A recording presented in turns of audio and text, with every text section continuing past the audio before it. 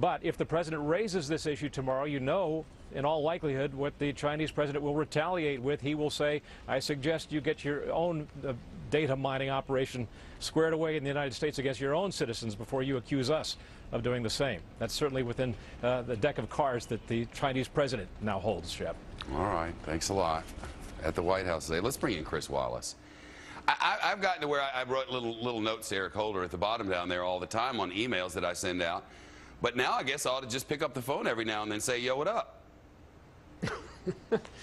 Well, in fairness, there are two programs here we're talking about. One is the phone records program, and in that particular case, what's happening is that all the information from Verizon, and one assumes also from Sprint and AT&T and the other phone companies, all the phone records are going to the National Security Agency. Now, that is not the content of a phone call, but if I call you, they will know that one phone call number called another phone call number, and the call lasted for a certain period of time. On the other hand, the government does have to go back to a court. If they decide they want to investigate what I'm saying to you, they have to go back to a judge again to get permission to look into that. As far as the Internet, the emails are concerned, that we are assured today by both General Clapper, the head of the DNI, and also by the President, that this is only of foreign citizens and only on foreign soil. No U.S. citizens and no one, foreign or domestic, on U.S. soil. And the funny thing is, we're just supposed to hear it and believe it and move on with our day. That's it. Have a nice one. Good. There's nothing to see here. Keep moving. Keep moving.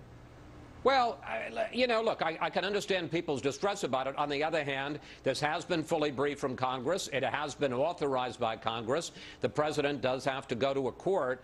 And while I agree it's a sort of sticky time for the president to be talking to the Chinese president, I don't know about you, but I would trade our civil liberties for those. I wouldn't trade ours for those of the Chinese. No, certainly not. Certainly not as they're on paper. But, of course, we have that document that the founders wrote out.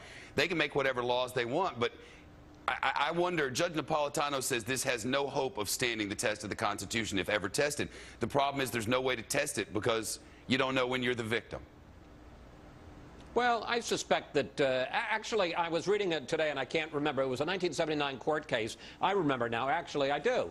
Which basically said, if I make a call to you, and that record is held by a third party, namely the phone company, that we have no presumption of privacy, and that is government's business. So the Supreme Court has said that that kind of data mining is constitutional. Well, that's good. I knew privacy was dead. Now it's confirmed. Well, Fox News can now confirm there's no more privacy. It's over. So, you know, whatever you wear around the bedroom, just figure everybody's looking at you. Ha-ha! Thank you, Chris. Can I just tell you who we're going to have on Fox News Sunday? If you want to, because I'll be watching. Yeah, I would love to. I can just watch through the phone, though, with the government. Well, I don't even need the TV anymore.